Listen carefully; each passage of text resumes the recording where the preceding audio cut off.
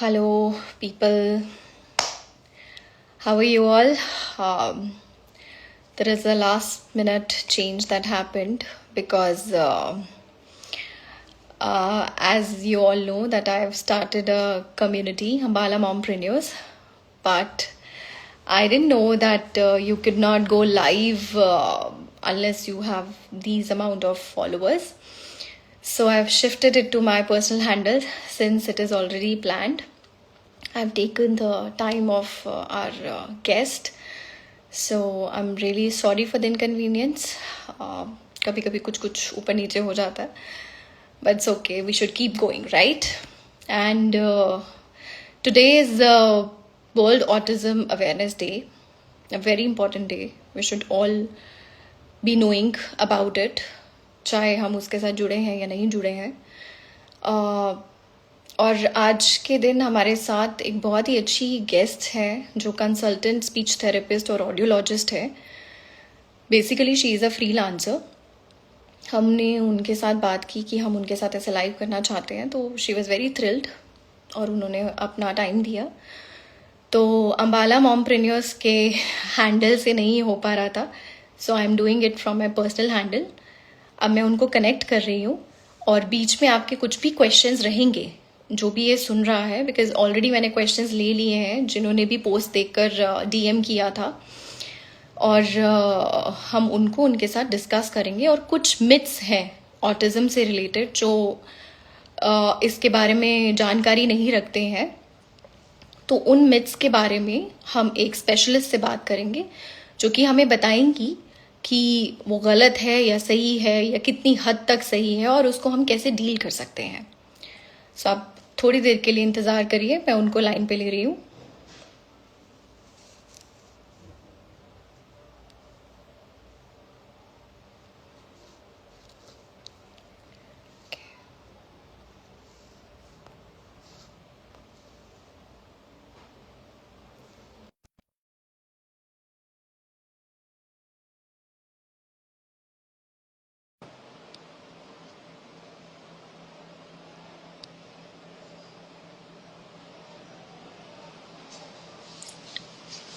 She is very new to the live, so I just hope that she's able to join this. Hmm.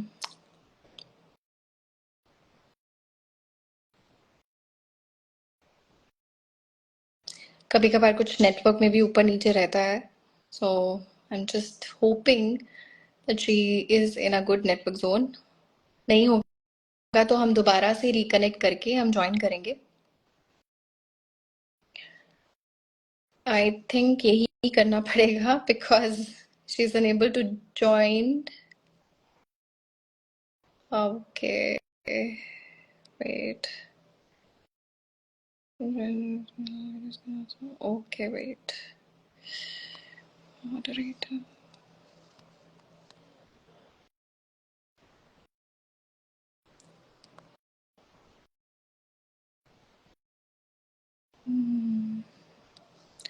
I don't know, some problem is happening.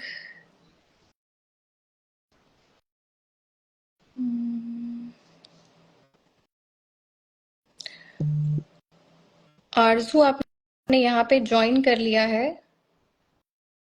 Okay, so now I've invited you to join live with me.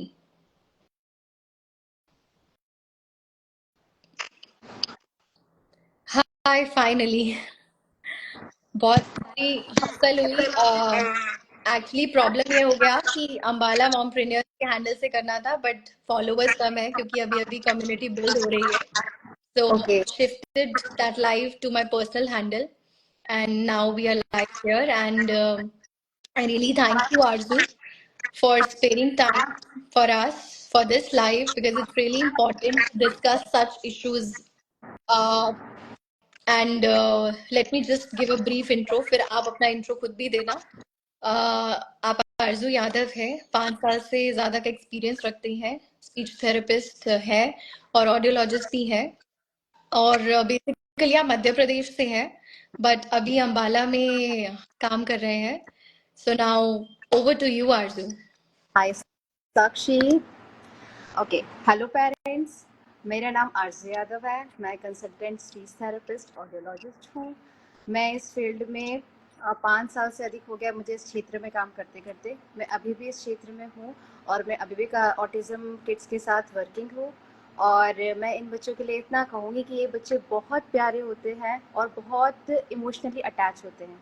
और मैं ये भी सबसे पहले मैं ये भी कहना चाहूँगी कि साक्षी, बहुत बहुत धन्यवाद जो आपने इस इतने खास मौके पर ये ऑटिज्म को लेके जागरूकता बढ़ाई है, लोगों की तरफ अवेयरनेस के लिए एक लाइव सेशन रखा है कि ऑटिज्म होता क्या है, कि हम इसके लिए कितने जल्दी से जल्दी इंटरवेंशन कर सकते हैं, कितने जल्दी से जल्दी डॉक्टर के पास जा सकते हैं, क्या लक्षण होते हैं, सब चीज़ें, ताकि हमारा जो यूथ है, हमारी आने वाली जो जनरेशन है, वो जल्दी जल्दी इस चीज़ों से बहुत जल्दी निकल सके।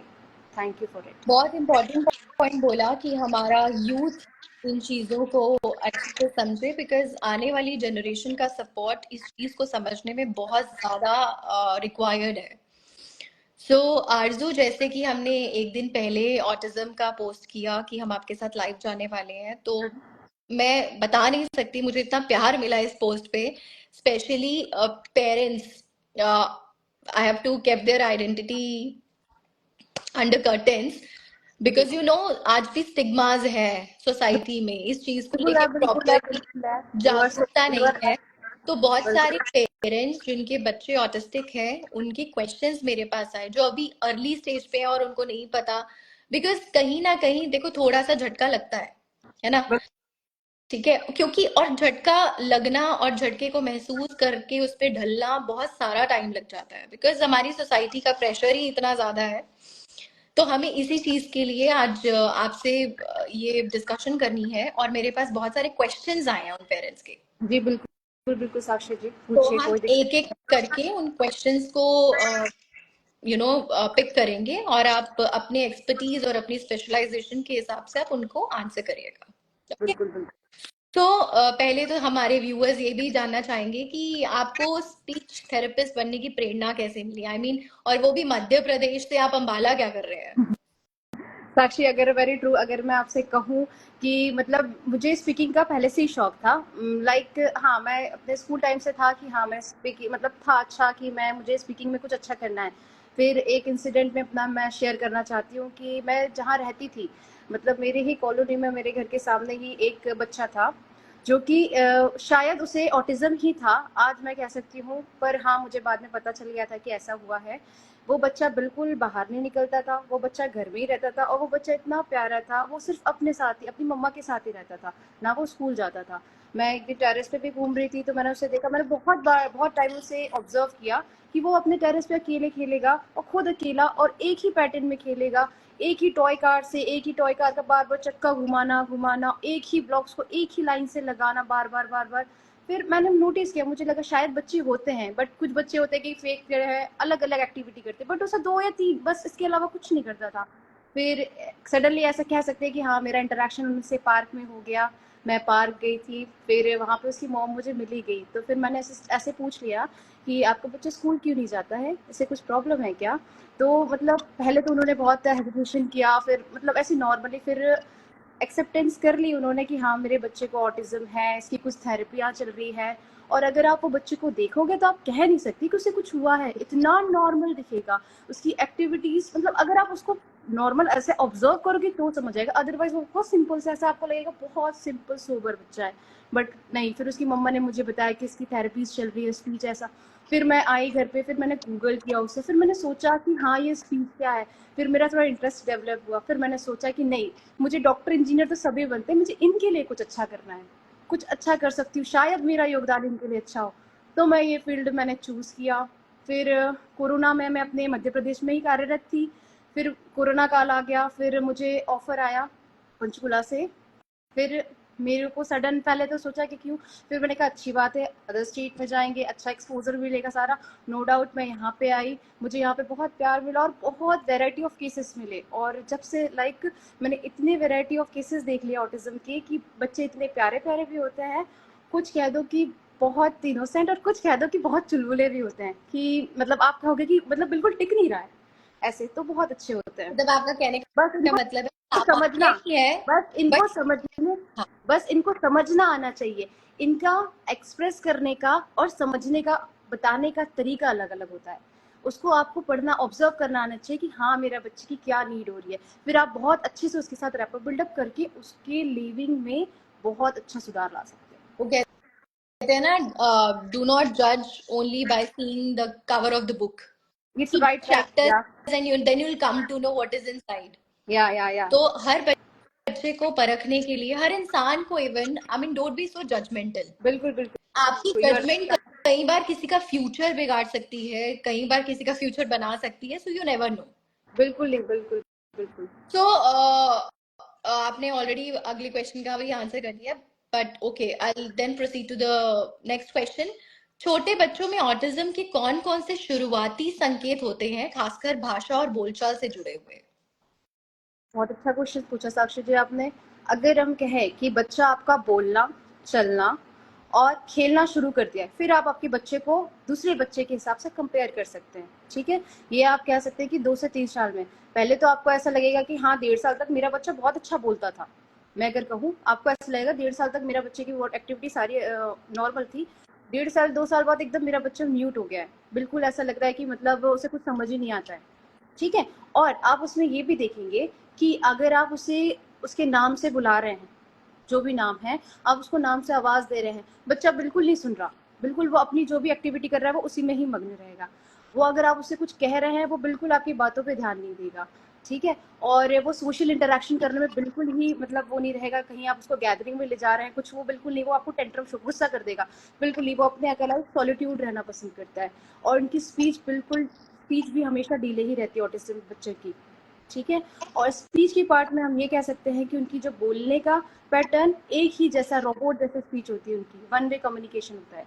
जैसे हमारी रिस्पॉन्सिवनेस टॉक होती है कि जैसे हम आपसे बात कर रहे हैं, आपने बोला उसके मैं रिस्पॉन्स कर रही हूँ, जो हमारा टर्न टेकिंग होती है, डायलॉग, पैटर्न होती है। डायलॉग।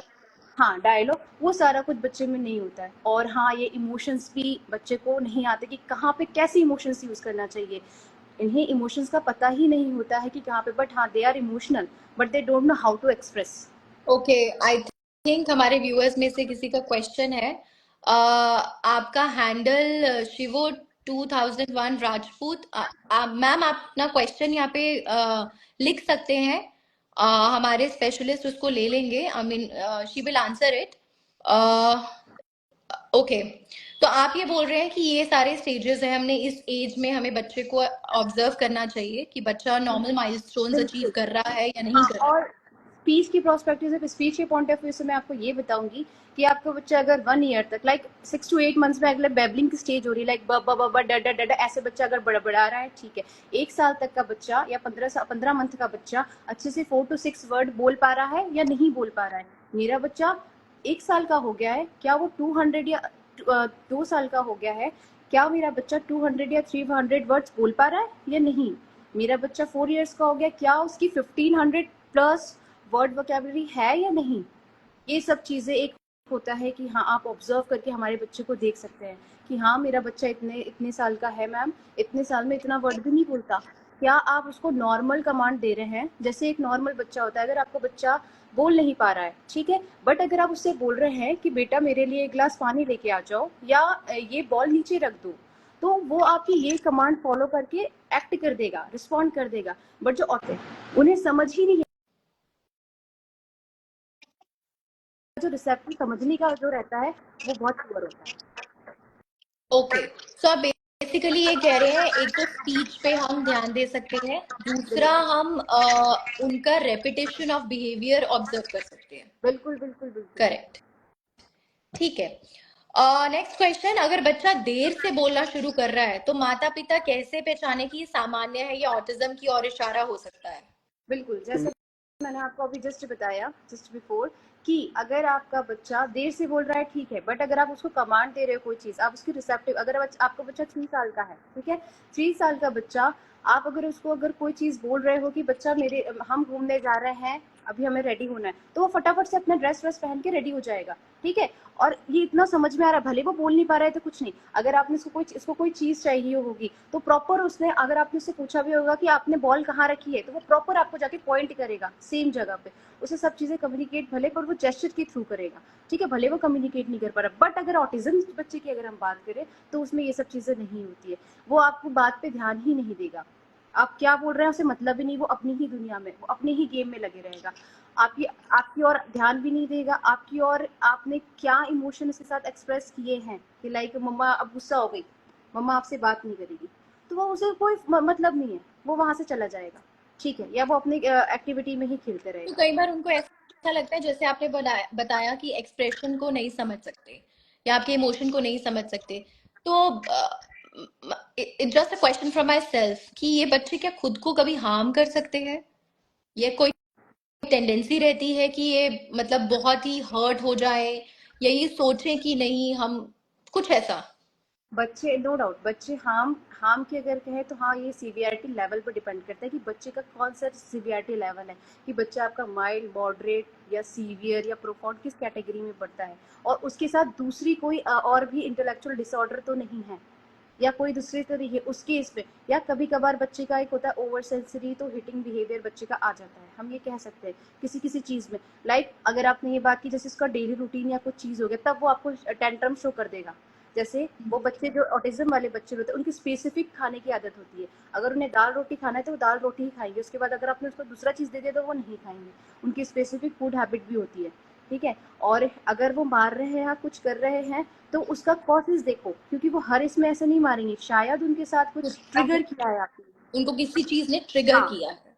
तो ही होगा, और ऐसा भी नहीं है कि वो इमोशन को बिल्कुल ही नहीं समझते, वो थोड़ा तो एक कह सकते हैं कहीं कहीं कुछ बच्चे पर, वो डिपेंड करता है कि आपका लेवल ऑफ सीवियरिटी की बच्चा किस जगह पे है, स्टैंड करता है। कुछ बच्चे समझ भी जाते हैं, तो वो ऐसा है कि मतलब आप रो रहे हैं, जैसे मैं रो रही हूँ या कुछ कर रही हूँ, तो वो मुझे ऐसे ऐसे करेंगे, ऐसे ऐसे करेंगे, वो थोड़ा सा हो जाएंगे। बट कुछ बच्चे को समझ ही नहीं आएगा कि आप गुस्सा कर रहे हो या कुछ कर रहे हो। तो बेसिकली ओवरऑल अगर हम कहें कि इन बच्चों के साथ हमें बहुत ही पेशेंस, प्यार और बहुत ही मतलब केयर के साथ इनको डील करना। बिल्कुल, बिल्कुल, बिल्कुल।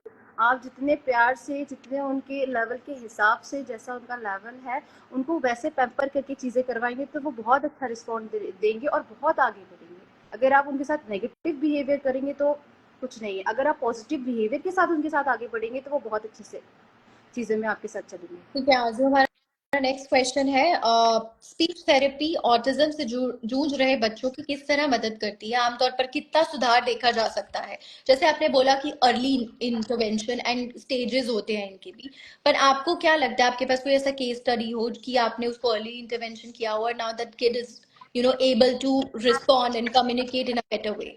हाँ, मेरे पास एक है, और वो भी फॉरेन का क्लाइंट थे हमारे। मतलब वो बच्चा, वो उनकी मम्मा बहुत ज़्यादा ही अवेयर थे इसके बारे में, क्योंकि यहाँ से ज़्यादा फॉरेन में इस चीज़ों की अवेयरनेस है। तो उन्हें जैसे पता चला तो उन्होंने स्विच किया डायरेक्ट इंडिया। तो वो उनका बच्चा लाइक 2 इयर्स का ही था, 2.2 इयर्स का ही था, वो आया था, वो कम्युनिकेट चीज़ें नहीं कर पाता था। बट हाँ, उसका हम कह सकते हैं कि वो बॉर्डर लाइन रिस्क पे था, मैं ये नहीं कह सकती कि ऑटिज्म के लिए था या कुछ था, वो बॉर्डर लाइन रिस्क पे था, हाई रिस्क पे ऑफ ऑटिज्म था। तो उस टाइम पे उसकी जब थेरेपी में उसने एनरोल किया, सारा कुछ किया, उस टाइम पे हमने उन्हें प्रॉपर गाइड किया कि भाई आपका बच्चा 2 साल का है, 2 साल के वाले बच्चे के लिए आप क्या क्या कर सकते हैं। और प्रॉपर मैंने 3 मंथ्स का प्लान, शॉर्ट टर्म गोल तैयार किया और प्रॉपर पेरेंट्स को भी सेंड किया, और पेरेंट्स और हमने मिलके बच्चे की थेरेपी की। और कह सकते हैं विद इन लाइक 1 ईयर बच्चा अच्छा खासा, 3 इयर्स में जो एक माइलस्टोन होते हैं बच्चे की स्पीकिंग स्किल्स के, वो बहुत अच्छे, उस हद तक अच्छे से कम्युनिकेट कर पा रहा था। तो बेसिकली स्पीच थेरेपी की कोई टेक्निक्स या कोई डिवाइसेस होते हैं दैट कैन हेल्प। बिल्कुल, बिल्कुल। मैं ये कह सकती हूँ कि अगर हम स्पीच थेरेपी की टेक्निक्स या डिवाइसेस पे जाएँ, तो सबसे पहले हम ये कह सकते हैं कि स्पीच थेरेपी, आप ये मत बोलो कि कोई टेक्निक या कोई चीज़ आ जाएगा। सबसे पहले आप बच्चे को एकदम से नहीं बुलवा सकते। सबसे पहले आपको आपको जेस्चर्स यूज़ करना पड़ेगा, उसकी भी स्टेजेस होती है। फर्स्ट आपको जेस्चर्स यूज़ करना पड़ेगा, लाइक कि बच्चा इमिटेशन करे आपके जेस्चर्स को, ठीक है। फर्स्ट इमिटेशन आएगा, इमिटेशन ऑफ जेस्चर्स आएगा, उसको या ऐसे कर दिया। फिर आपका एक्शंस का इमिटेशन लाइए, लाइक आप क्लैपिंग कर रहे हैं तो बच्चा आपको देखिए क्लैपिंग करे, ठीक है। आप राउंड राउंड कर रहे हैं तो बच्चा आपको देखिए राउंड राउंड करे। फिर उसके बाद थर्ड लेंगे हम कि हाँ, अब वर्बल इमिटेशन पर हम स्विच कर सकते हैं, लाइक कि जैसे हमने किया, like oh, like funny ways में हम जैसे जैसे साउंड्स कर सकते हैं वैसे वैसे हम साउंड्स निकाल के बच्चे को सिखा सकते हैं कि भाई एटलीस्ट हमारे को इमिटेशन तो करे, बच्चा इमिटेशन लेवल पे आ जाए फिर दिक्कत नहीं होगी। फिर हम ये भी कह सकते हैं कुछ पेरेंट्स को कि जिनके लाइक हाँ, जिनके स्मॉल किड्स भी हैं, ऑटिज्म के बाद जो एक नॉर्मल किड्स भी हैं, आप उनके साथ बच्चों की मॉडलिंग कर सकते हैं। आप बच्चों को बार बार ये नहीं कह सकते कि आप बस बोलो बोलो बोलो बोलो, ये नहीं। लाइक आप और बच्चा दोनों खेल रहे हैं, आपने बॉल थ्रो की है बच्चे की, जो दूसरा वाला बच्चा है, और उसको आप राइम्स राइम्स गा के सुना रहे हो, आप उन्हें राइम वे में, रिदमिक वे में, इंटोनेशन के साथ कराओगे, एक सिंगिंग के साथ कराओगे, उतने अच्छा बच्चा आपको जल्दी रिस्पॉन्ड करेगा। लाइक बॉल, ये क्या है, थ्रो किया, ये क्या किया, बैट लिया, कैच लिया। लाइक ऐसे जितना आप इंटोनेशन रिदमिक टोन में कराएंगे वो चीज़ अच्छी है।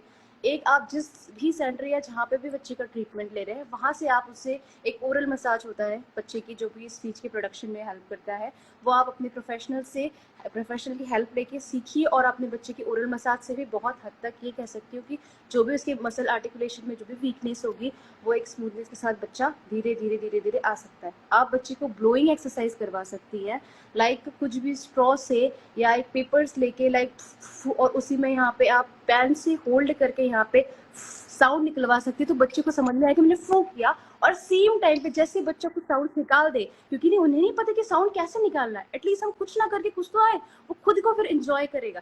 जैसे ही आपका साउंड आ रहा है फिर आप उसको पॉजिटिव रीइंफोर्समेंट तुरंत दे दीजिए। लाइक उसे जो भी टॉय पसंद है आप तुरंत दे दो, वाओ बच्चे ये किया, वेरी गुड। तो इससे जो है धीरे धीरे चीजें आ जाएगी। ओके। Okay, next question. और एक चीज और बताना चाहूंगी, इसके टूल्स भी होते हैं, बट यही है कि लाइक वाइब्रेटिंग ब्रश होते हैं, च्यूइंग ट्यूब होती है, हायरार्की, बहुत सारी चीजें होती है, बट मैं ये सब चीजें पेरेंट्स को इसीलिए नहीं करना चाहूंगी क्योंकि नहीं, ये सब चीजों के बैड इम्पैक्ट भी होते हैं। थोड़ा भी ओवर सेंसरी या अंडर सेंसरी हो जाए तो बच्चे को लाइक सेंसरी इश्यूज बढ़ जाते हैं। तो मैं ये नहीं कहूँगी कि आप पेरेंट्स अपने खुद से ही ब्रशिंग करवाएं, जो वाइब्रेटिंग ब्रश होता है, या चूइंग ट्यूब करवाएं। अगर आपको आपका जो ट्रेनर है वो आपको अच्छे से अगर प्रॉपर गाइड कर रहा है तो आप उसे घर पे भी करा सकते हैं। जो टूल्स भी आते हैं स्पीच के, तो वो भी उसमें हेल्प करते हैं। वेरी इंफॉर्मेटिव आरजू, मतलब ये चीजें हमें आज ही पता लग रही है, एंड आई एम श्योर बहुत सारे पेरेंट्स हैं जो हमारे साथ जुड़े हुए हैं, उनके लिए भी इंफॉर्मेशन काफी यूजफुल होगी। क्या ऑटिज्म वाले बच्चों में सुनने की समस्या पाई जाती है? जैसे आपने बोला कि रिस्पॉन्सिव नहीं होते हैं, so is that connected to some hearing problem? बिल्कुल, अगर हम आपको वैसे कहें कि ऑटिज्म में हियरिंग की प्रॉब्लम हो सकती है तो बिल्कुल ये सही है कि ऑटिज्म वाले बच्चों को सिर्फ ऑटिज्म ही नहीं होता, उसके साथ अदर डिसऑर्डर्स भी हो सकते हैं, लाइक हियरिंग इम्पेयरमेंट।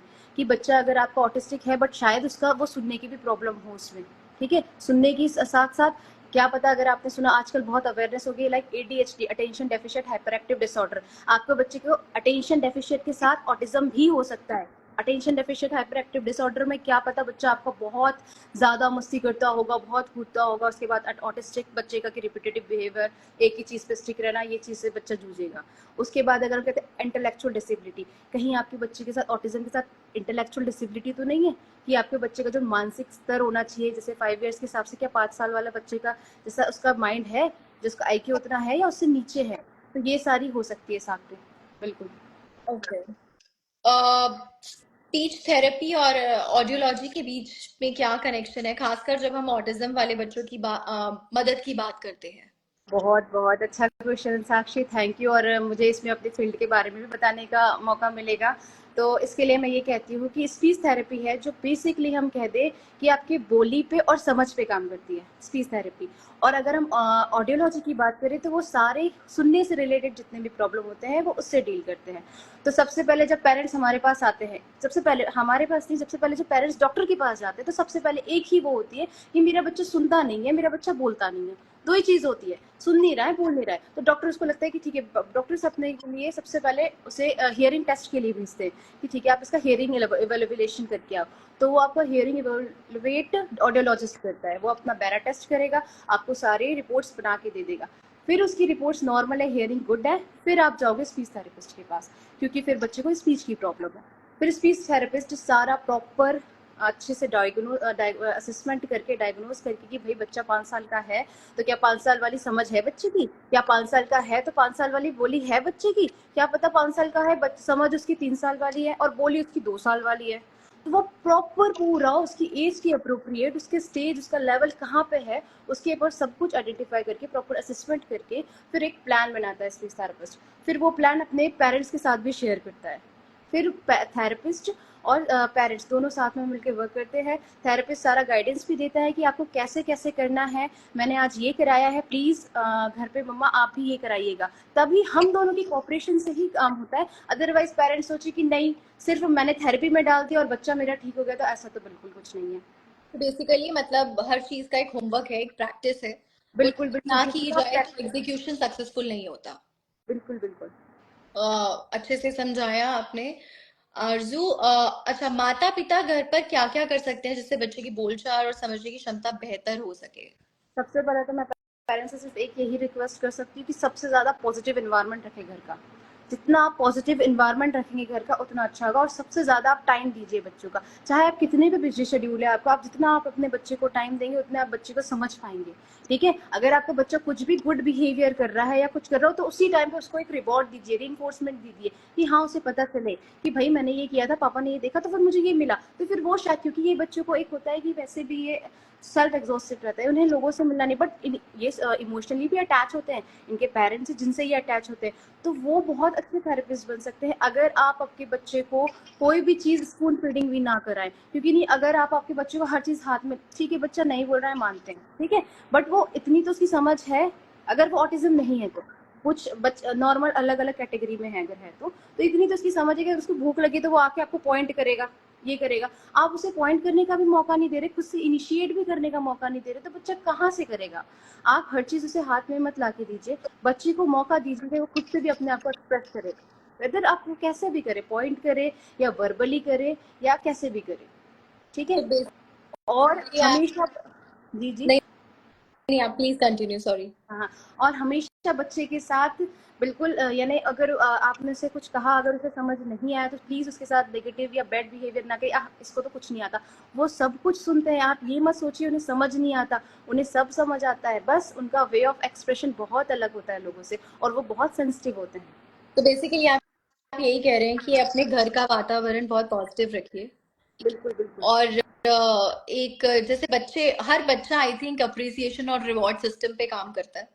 बिल्कुल सबको बिल्कुल। तारीफ सुनना भी देखो, पसंद है, सबको। हम हमारे टाइम पे ही होता था साक्षी, हम स्कूल जाते थे या फिर कहीं पे भी जाते थे, आप खुद बताइए, हम स्कूल जाते तो मम्मा कहते थे आना स्कूल से शाम को चॉकलेट मिलेगी या हम आपको यहाँ लेके जाएंगे, तो वो भी तो ब्राइबिंग लालच ही देते थे ना जब हमारे टाइम पे। तो आज के टाइम पे भी बच्चों को चाहिए ही होता है। आई थिंक यही यूनिवर्सल एक ट्रिक और टिप कह लीजिए कि ये आपको बिल्कुल सबके बिल्कुल। साथ सक्सेसफुली काम आता है।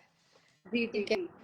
अगर किसी माता पिता को अपने बच्चे के ऑटिज्म डायग्नोसिस के बारे में अभी अभी पता चला है तो आप उन्हें क्या कहना चाहेंगी? आपका क्या एक प्रो टिप है या क्या मैसेज है आप उनके लिए देना बिल्कुल, मेरी बिल्कुल हम्बल रिक्वेस्ट है पेरेंट्स से कि अगर अभी आपको लग रहा है, जितनी भी चीज़ें अगर मैंने बताई है, अगर इसमें से आपको लग रहा है कि हाँ मेरे बच्चे को थोड़े बहुत भी सिम्टम्स इसमें लग रहे हैं, तो सबसे पहले आप अपने बच्चे को एक अच्छी क्लिनिकल साइकोलॉजिस्ट को दिखाइए। मैं फिर से रिपीट करूंगी, क्लिनिकल साइकोलॉजिस्ट को दिखाइए जो आपका प्रॉपर असेसमेंट डायग्नोज करेगा।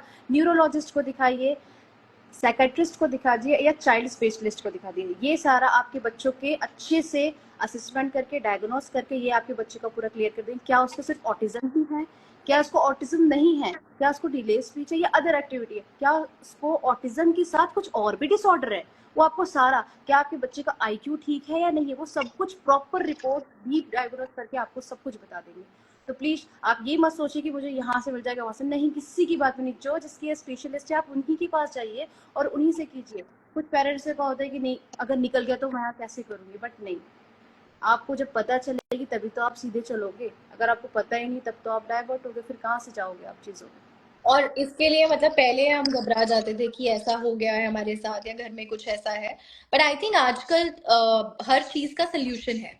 साइंस, बिल्कुल और साइंस में बहुत सारा एडवांसमेंट हो गया है। हम बहुत डेवलप हो चुके हैं, बहुत सारी टेक्निक्स, टूल्स, मेथड्स, डिवाइसेस हैं हमारे पास जिसकी सहायता से हम ऑटिस्टिक बच्चों की मदद कर सकते हैं उनको नॉर्मलाइज फील कराने में। बिल्कुल बिल्कुल। And more over I think in सब चीजों से ऊपर है हमारा इमोशनल और पर्सनल सपोर्ट जो हम बिल्कुल बच्चों को दे सकते हैं, बिकॉज आई मीन उनको देख के ओ माय गॉड आउट, ये सब अगर मुंह से निकलता है तो we are making them feel indifferent.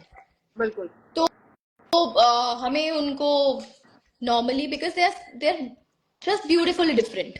Parents आजकल की जैसे मैं आपको कहती हूँ साक्षी जी, आपने भी देखा होगा कि आजकल का आजकल का नहीं, पहले से ही चले आ रहा है और अभी भी आप ये इतना कह सकते हो कि हाँ, कि पेरेंट्स को एक होता है कि अगर मेरे बच्चे को ऑटिज्म हो गया, लोगों को पता चल गया, तो फिर कैसा, मतलब क्या करेंगे। एक होता है ना कि वो धारणा अलग बना कि मेरा बच्चा पागल है या कोई चीज, नहीं, ऐसा कुछ भी नहीं है। आप उस चीजों से दूर कर रहे हैं अपने बच्चे को कि हाँ ठीक है, एक्सेप्टेंस लाइए, ठीक है, कोई बात नहीं। और जो दूसरे लोग हैं कि ठीक है, जो सोशल एनवायरनमेंट में भी जो होते हैं, अगर आप उन्हें सपोर्ट करोगे तो क्यों वो बच्चे को आगे आपके सामने एक्सप्रेस करने के, वो बच्चों को क्यों एक ही जगह सॉलिट्यूड रखना पसंद करेंगे पेरेंट्स भी, क्योंकि नहीं, आजकल एक्सेप्टेंस नहीं है। जो दूसरे लोग हैं वो सोचते पता नहीं कौन आ गया है, बच्चे को कुछ ये नहीं है।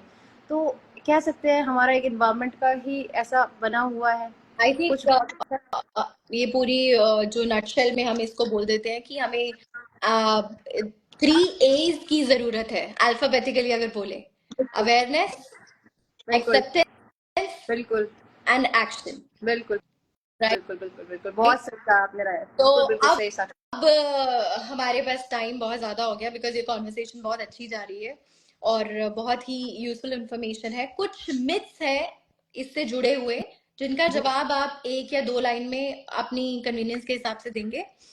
ऑटिज्म का इलाज दवाइयों से ही हो सकता है? इसके लिए मैं बिल्कुल कह सकती हूँ कि ये बिल्कुल गलत है, क्योंकि ऑटिज्म का ऐसा कोई इलाज नहीं है, कि कोई दवाई ऐसी अभी तक बनी नहीं है कि हम ये मेडिसिन दे के ऑटिज्म ठीक कर सकते हैं, ऐसा बिल्कुल नहीं क्योर है। नहीं हो बट सकता। हाँ, क्योर कर सकते हैं। और मैं इतना जरूर कह दूंगी कि हाँ, ऑटिज्म में लेवल्स होते हैं और एक साइकोलॉजिकल प्रॉब्लम्स भी होती है। कुछ हाइपर या कुछ बच्चे होते हैं, उस टाइम पे एक साइकाट्रिस्ट, वो भी मैं नहीं कहूँगी, साइकाट्रिस्ट की सलाह से अगर वो आपको करता है तो थोड़ी बहुत वो बिहेवियर रिड्यूस करने के लिए किया जाता है। अदरवाइज ऐसा नहीं है कि कोई मेडिसिन किसी ने आपको बोल सजेस्ट की, एक पेरेंट्स का होता है ना, मेरा बच्चा ऐसा करता था, मैंने इसको ये वाली मेडिसिन दे दी तो वो अब कम हो गया, तो आपने उनकी बातों में आके दे दिया। नो, ऐसा नहीं होता है बिल्कुल। आप आपकी जो बच्चे की जो ब्रेन एक्टिविटी जो जैसे से वर्किंग करे, वो वैसे नहीं करेगा फिर, क्योंकि हर एक बच्चे का लेवल अलग होता है।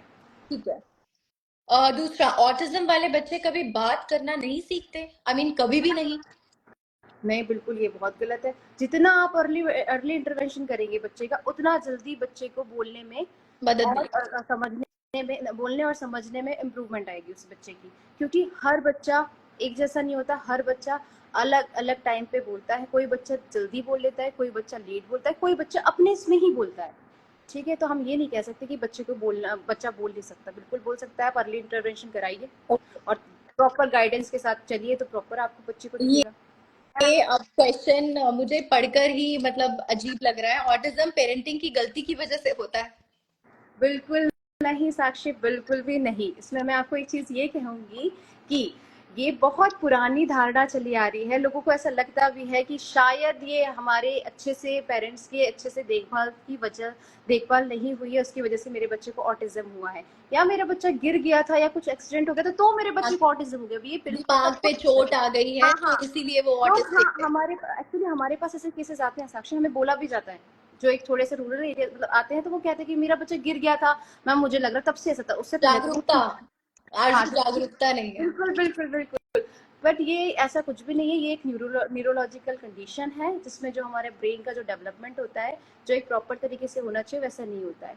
वो सिर्फ हम ये कह सकते हैं कि complex genetic and environmental factor मिलकर जो हमारे ब्रेन के डेवलपमेंट को अफेक्ट करता है, उससे एक न्यूरो डेवलपमेंटल डिसऑर्डर कॉज होता है, जिससे हमारे ब्रेन के जो नॉर्मल फंक्शंस होते हैं, जैसे बोलना, सोशल इंटरेक्शन, घुलना मिलना और रेस्पेक्टेड, ये सब चीजें आती हैं। तो बेसिकली हम ये कह सकते हैं कि पेरेंटिंग की वजह से नहीं होता है, पर हाँ बिल्कुल, अच्छी पेरेंटिंग की वजह से ये ठीक जरूर हो सकता जरूर है जरूर, काफी हद बिल्कुल तक। करेंगे, बिल्कुल बिल्कुल कह सकते हैं आप।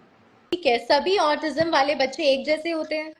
नहीं, बिल्कुल नहीं। ओके। आप मैं अब इसमें आपको किस चीज़ का एग्जांपल दे दूं, कि ठीक है, हम स्पीच स्पीच तो एक जैसे स्पीच मतलब, हम अगर स्पीच का टर्म वैसे अगर बोले कि बोलना, तो स्पीच मतलब तो बोलना ही होता है।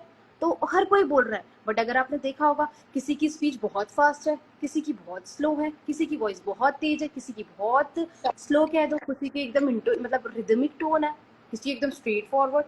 तो आप ऐसे कैसे कह सकते हैं कि ऑटिज्म सारे बच्चों को एक जैसा होगा? बिल्कुल नहीं भाई। ये सब चीजें एक सीवियरिटी लेवल होता है बच्चों का, डिपेंड करता है।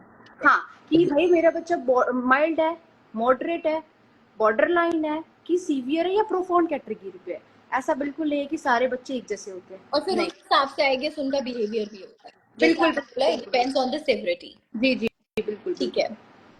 ऑटिज्म के साथ जीने वाले लोग स्कूल नहीं जा सकते या पढ़ाई नहीं कर सकते? साक्षी, इसके लिए मैं सिर्फ इतना कहूंगी कि जा सकते हैं, बस फर्क चीज सर मेन ये होती है कि आपको प्रॉपर सपोर्ट चाहिए, पेरेंट्स का सपोर्ट और एडजस्टमेंट चाहिए, कि बच्चा जिस हिसाब से है और स्कूल का कॉपरेशन या कहीं पे जहाँ पे भी जा रहा है, अगर उसको प्रॉपर पॉजिटिव इन्वायरमेंट और सपोर्ट और एडजस्टमेंट मिलेगी तो प्रॉपर बच्चा आपका स्कूल जा सकता है, और वो एक्स्ट्रा स्किल्स भी सीख सकता है। ऐसा नहीं है कि नहीं, उसमें होती है बहुत सारी एबिलिटीज, बस फर्क है कि आप उसे समझिए और उसके हिसाब से उसको सपोर्ट कीजिए। ऐसा नहीं कि उसे निग्लेक्ट कीजिए, इसका नेगेटिव बिहेवियर है या कुछ चीज़ है तो। आई थिंक टीचर्स को भी आजकल ये ट्रेनिंग दी जाती है कि how to treat autistic kids बिल्कुल, व्हाइल अगर मैं टीचिंग। वैसे कहूँ, अगर आपको पता ही होगा, जैसे हम देखते ही हैं अम्बाला में हमारे, कि बहुत सारी जगह स्पेशल मतलब स्कूल्स में स्पेशल एजुकेटर रखा हुआ है जो प्रॉपर उन्हीं के लिए होता है, जो कि जो स्पेशल किड्स को ही स्टडी करवाता है, सारा कुछ एजुकेशन उनका देखता है।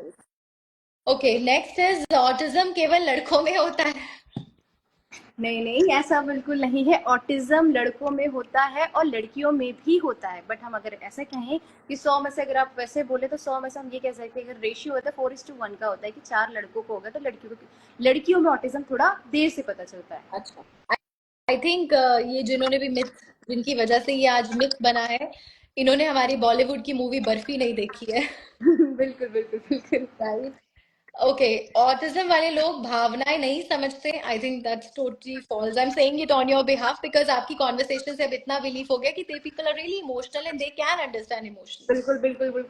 सिर्फ फर्क इतना है कि उनका समझने और उनका एक्सप्रेस करने का मतलब बताने व्यक्त करने का चीजें अलग होती है। वो आपकी सारी चीजों को, वो आपकी टच को, आपकी वॉइस को, आपका बिहेवियर से, सब कुछ चीजें से वो समझ जाएंगे कि हाँ ये मम्मा मेरे साथ गुड, मतलब मम्मा मेरे साथ गुड बिहेवियर कर रही है या बैड बिहेवियर, क्योंकि आपकी हार्श वॉइस हो गई, आपका लाइक शेयर करना या कुछ भी करना, वो समझते सब कुछ है, सिर्फ वो मतलब समझा नहीं पाते। समझा नहीं। और उनके लेवल पे अगर आप खड़े हैं, तो अगर जो बहुत अच्छा ऑब्जर्वर है, चीजें हैं, तो वो ऑटोमेटिक समझ में आएगा कि नहीं इसमें इमोशंस हैं।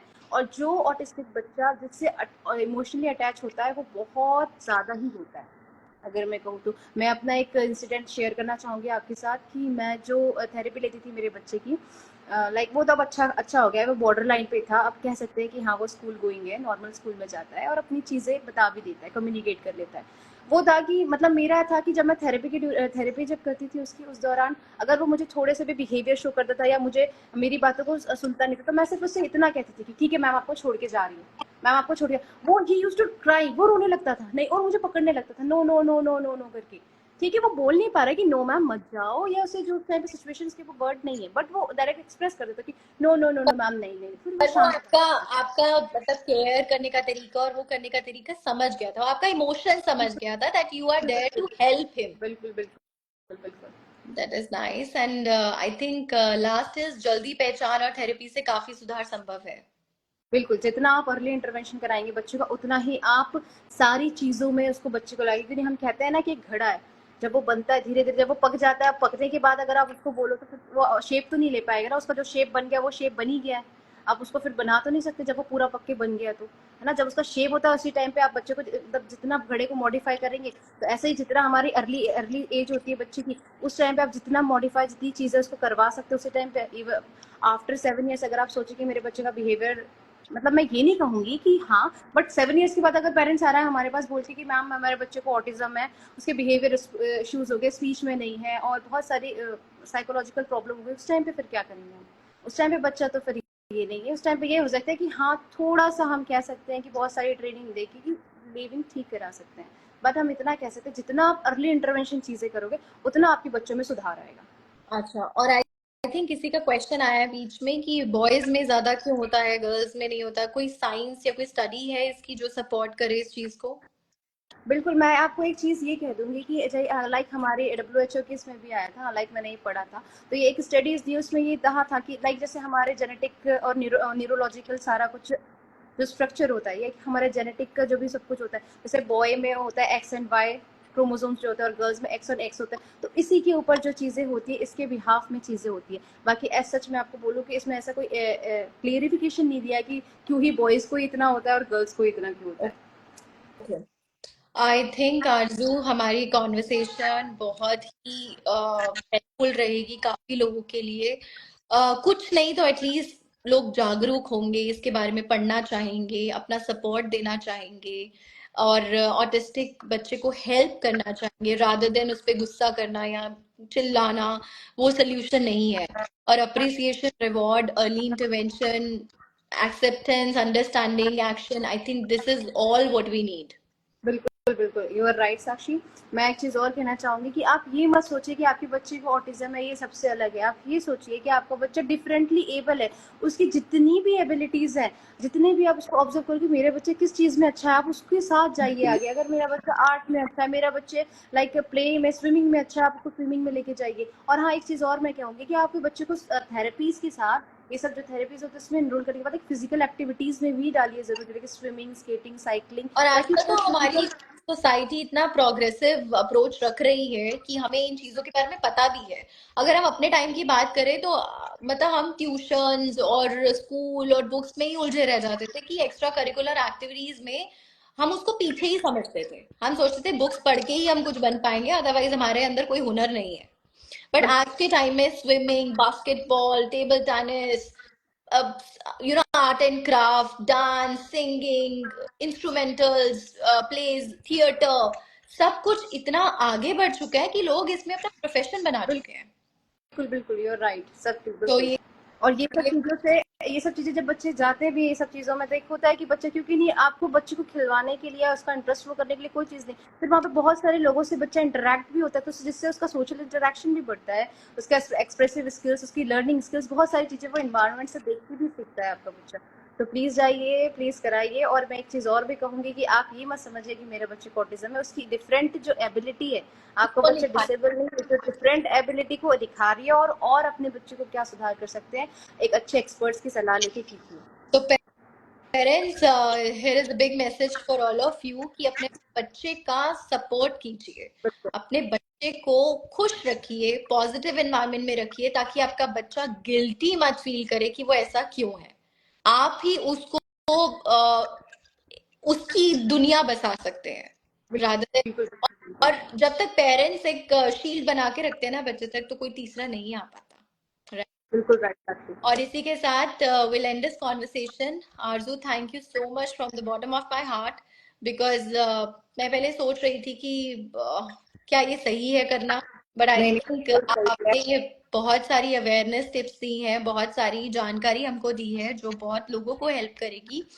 और थैंक यू सो मच हमारे साथ जुड़ने के लिए। थैंक यू सो मच साक्षी कि आपने मुझे वो किया। बाकी कोई दिक्कत नहीं है, बहुत अच्छा है। और आपकी ही जागरूकता देख के मुझे खुद को भी अंदर से लगा कि क्योंकि you are not belong from my profession, तो भी आपने इस चीज़ पे अवेयरनेस लाई। अगर आप कर सकते तो जो बच्चे और जो पेरेंट्स इस प्रॉब्लम से जूझ रहे हैं, तो वो भी बिल्कुल इस तरह से जागरूकता लाके अपने बच्चे को जल्दी जल्दी इंटरवेंशन कीजिए और अच्छे अच्छे जो गाइडेंस प्रोफेशन लेके आगे बढ़िए। Thank you so much Aarzoo, thank you for joining with us.